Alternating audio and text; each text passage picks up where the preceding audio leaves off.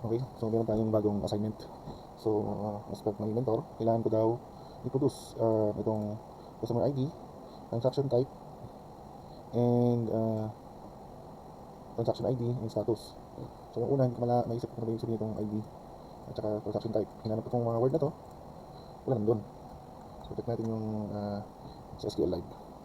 So, based dun sa requirements, makikita ko dito yung customer ID, then full name. So, tingin ko gusto kong ilagay yung customer ID, palitan ko ng full name. Then, sa orders, so meron akong order ID, customer ID, saka status. Then, sa shipments, meron akong shipment ID, meron akong customer ID, at shipment status. So, kung titingnan natin, common sila sa customer ID. So, check natin. So, paste dito. So, ang naisip ko dito is, kailangan kong maging ang laman nito. So, check natin naman. Select this from to orders. So, nakikita nyo ang laman ng order ID is mga number. Then, customer ID. Then, sabi kung complete na ba siya, or cancel, or refund. Kung titignan naman natin yung kabila, product shipments. So, ID, so number din. Then, customer ID, so tingnan common to. Common to sa dalawa. Then, status. So, kung mapapansin nyo, parehas may ID, itong shipment, at saka orders. Kung i-relate natin dito sa requirement, so meron tayong customer ID. So, likely yung transaction ID is either order ID or order shipment ID. Then, yung status galing sa order, yung status galing sa shipment. So, kung titingnan natin, ang dapat lumabas dito is ID is 1. Then ito ay based sa kanina, cancelled, refund. Ito number lang to. Number. So lagi number lang dito. ID pala. Then ito ay delivered.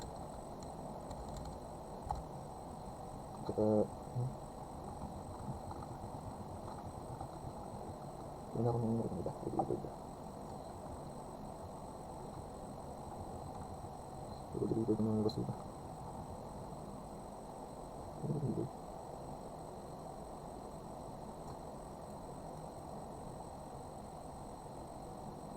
So, delivered at saka shipped.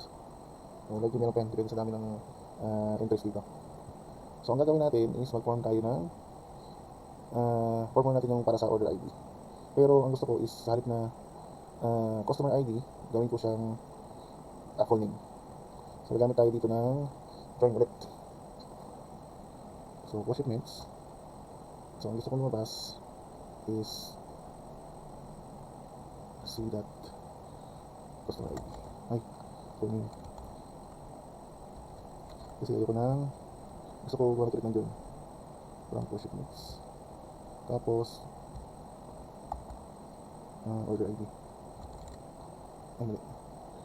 Shipments pa tayo. So, dapat tayo ay S dot shipment ID. Tapos, S dot shipment status. Siyempre, para makuha natin itong si full name, ano tayong join? Inner join. So, bakit inner join? Last time, laging left.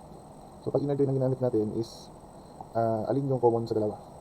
Yun lang ang lalabas. So, meaning, shipments at saka so,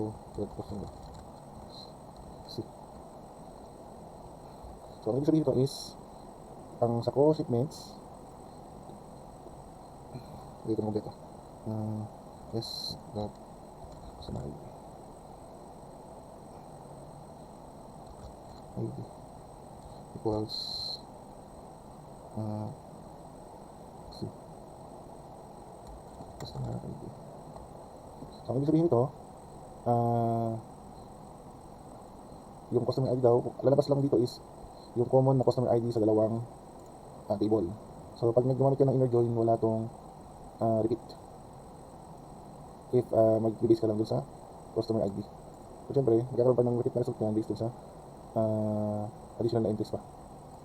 Okay? So kung gagawin na natin to, ito yung OPEC. Ay, may kulang. Kulang ng on. So ayan.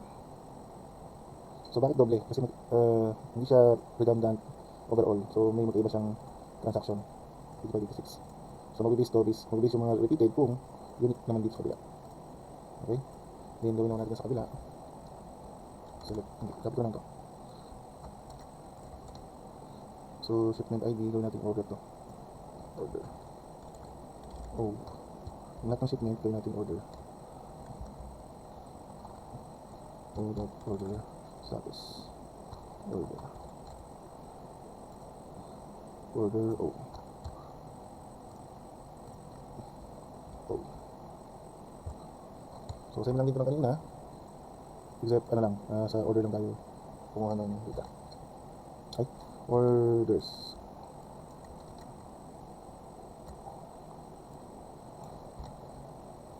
Ayan. So paano natin pagkakombine to?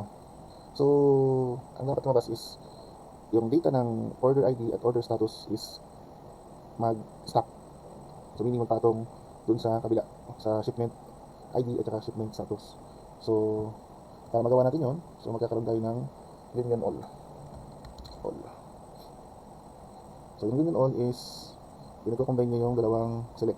Ensure na same ang number ng column. So yan. Hindi natin malaman kung may nag-update na, pero pwede nating palitan. So kailangan siyempre itong dalawa is maging common. Ito. So para maging common yan, pagparehasin natin ang pangalan. So gawin natin itong as transaction. Ito as status. So gawin natin, papahin natin ito. As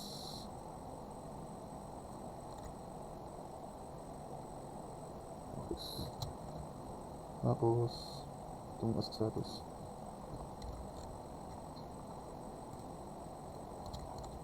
Ayan. Then yeah. So napalitan natin ang pangalan. So alas sunod natin, meron tayong full name, document ID, yung status. Yung actual dapat ano to. So pinalitan ko lang ito ng full name. So may kulang pa tayo. So paano natin itong ilalagay yung transaction type? So kailangan natin mangyari is lahat ng data from transaction ID and status na galing sa order is magkaroon siya ng order na additional column. Yung lahat ng data ng galing sa shipment na table magkaroon ng word na shipment dun sa katapat niyang column. So para natin gawin yun, so kailangan ulit nating mag-define ng column. So nakita ko lang dito sa internet kanina, so ganito lang yung nangyayari yun. Ito. So since na itong data na ito is related sa shipments, maglalagay tayo ng value ng shipments. So hindi ito gagana agad-agad, so kailangan mag-define ka ng pangalan niya or column name. So as ulit as sabi doon ay transaction type, transaction type. So dapat ito ay common din sa kabila, so kalimutan ng comma.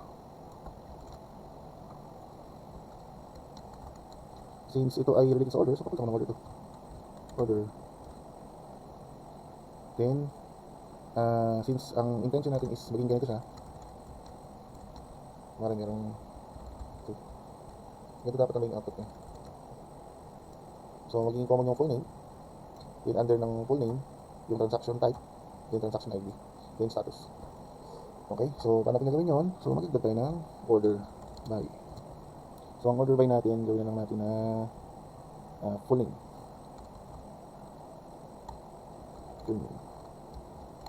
Tapos yung isa maging transaction type. Ito natin wala na. Transaction type. Okay, fine. Okay. So based sa information, so dapat ganito yung magiging ano natin. So Adam. So ito yung lahat ng kanyang orders and shipment. Then ito yung status ng kanyang orders and shipment. Then Adam Miller. So maraming orders sa Adam Miller. So orders, shipment, status. Okay. So yun lang. Summarize natin. Gumamit tayo dito ng additional. So basically itong part na to is pang additional na column. So nag-define ka lang ng column name. Tapos ano yung laman niya per cell. Then shipment ID, kinuha lang natin transaction ID. So nag-add lang tayo ng Yung dito is lalabas as itong column. Then gumamit ulit tayo ng join, pero ngayon inner join. So pag inner join, common dun sa dalawang shipments, dalawang table na walang repeat. Okay? Then gumamit tayo ng union all, pag-combine ng dalawang select. Then yung orders. Okay?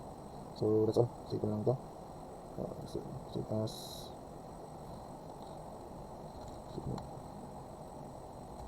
order.